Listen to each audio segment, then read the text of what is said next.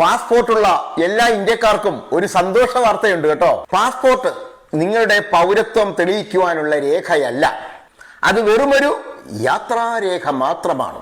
വിദേശകാര്യ മന്ത്രാലയം നമ്മൾ പൊന്നുപോലെ കൊണ്ടു നടക്കുന്ന നമ്മുടെ പാസ്പോർട്ട് വെറുതെ യാത്ര ചെയ്യാൻ വേണ്ടി മാത്രമാണ് നമുക്ക് ഈ പാസ്പോർട്ട്.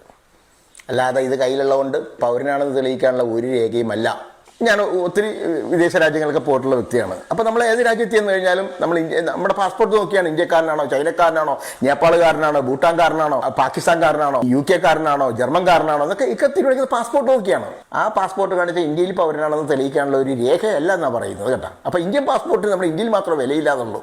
അത് വെറും ഒരു യാത്രാരേഖ മാത്രമാണെന്നാണ് വിദേശകാര്യ മന്ത്രാലയം. കൊള്ളാം. അപ്പോൾ നമ്മൾ ഇന്ത്യക്കാർ ഒരു 147.5 കോടി ജനങ്ങൾ ഇവിടെ ഉണ്ട്. അപ്പോൾ ഞങ്ങളെല്ലാവരും ഈ 147.5 കോടി ജനങ്ങളും ഇന്ത്യക്കാരനാണ് എന്ന് തെളിയിക്കാൻ ആധാർ കാർഡ് രേഖയല്ല, വോട്ടർ ID രേഖയല്ല, റേഷൻ കാർഡ് രേഖയല്ല, ഇപ്പതേ പാസ്പോർട്ടും രേഖയല്ല. ഇനി എന്തുണ്ടയാണ് നമ്മൾ കാണിക്കേണ്ടത്?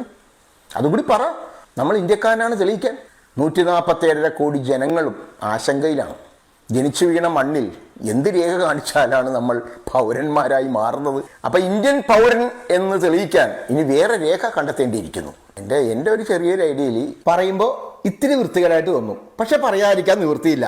ഈ 147.5 കോടി ജനങ്ങളെയും വിളിച്ചിട്ട് ചന്തിയിൽ ഇന്ത്യയുടെ സീല് കുത്തുക. ആ സീല് ഇന്ത്യൻ പൗരൻ ആകാനുള്ള രേഖയായിട്ട് പ്രഖ്യാപിക്കുക. അപ്പോൾ പിന്നെ ഇന്ത്യക്കാരനാണെന്ന് തെളിയിക്കാൻ നമ്മൾ വേറെ രേഖകളൊന്നും കാണിക്കണ്ട, തുണിവക്കി കാണിച്ചാൽ മതി.